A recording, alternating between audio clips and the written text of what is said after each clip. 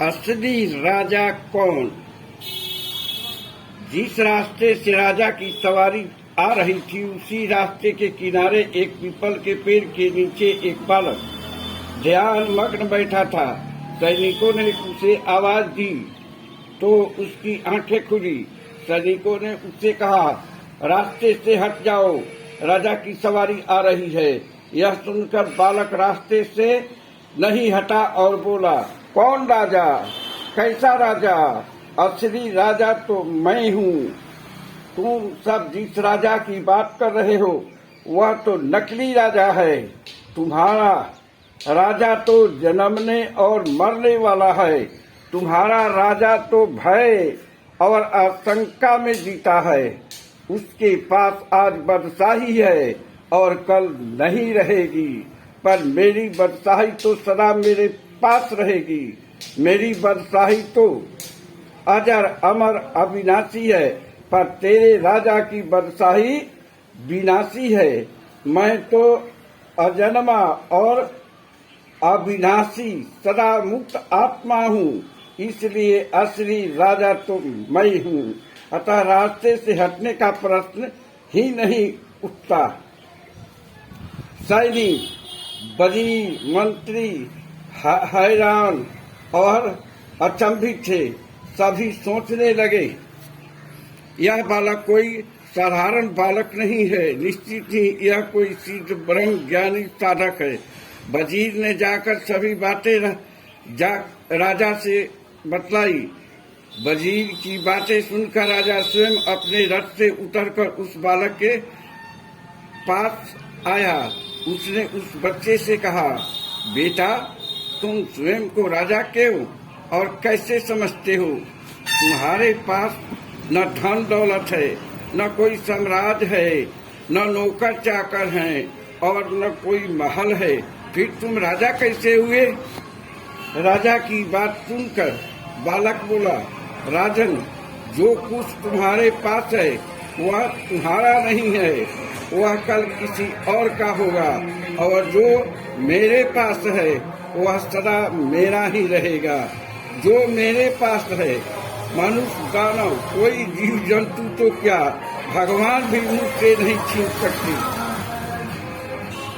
राजा को कोई संतान नहीं थी।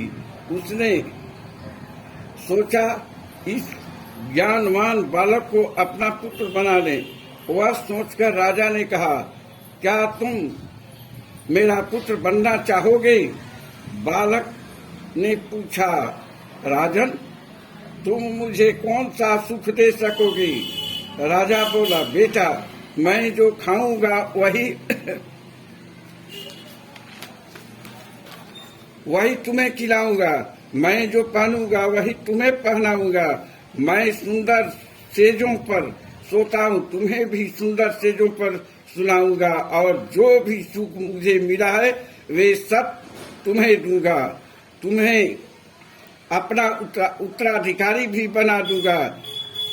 फिर तुम मेरे पूरे साम्राज्य का मालिक बन जाओगे। बालक बोला, राजन, तुमने जितने भी प्रकार के सुख देने की बात कही है उनमें कोई भी मुझे शाश्वत सुख, परम आनंद देने वाला नहीं है। शाश्वत सुख और परम आनंद तो सिर्फ परमात्मा ही दे सकते हैं, जिन्हें मैं पहले ही सर्वे सर्वा परम माता पिता मान रखा हूँ। फिर तुम्हारा पुत्र बनकर क्या करूँगा? मेरे परम माता पिता मुझ पर इतनी कृपा दृष्टि कर रखी है जिसका कोई अंत ही नहीं है। फिर मैं ऐसे परम पिता माता को छोड़कर किसी और को माता पिता कैसे बनाऊं?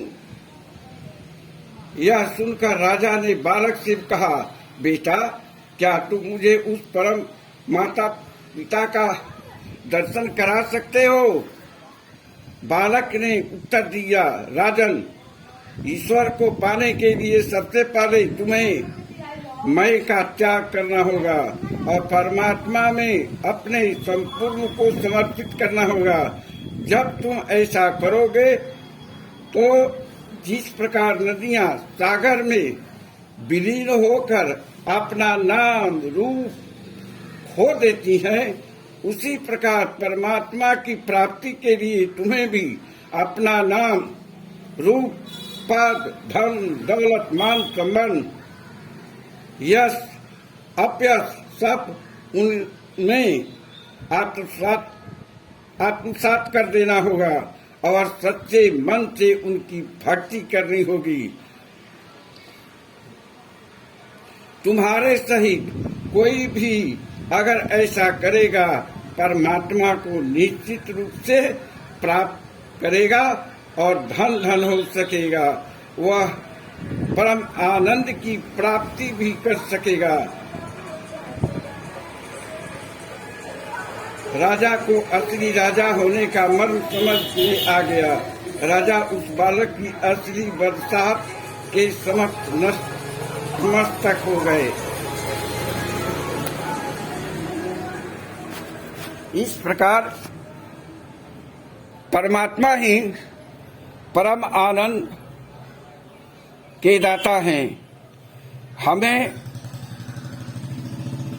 परमात्मा को सब कुछ समर्पित कर उनमें खो जाना चाहिए और यही असली जीवन है।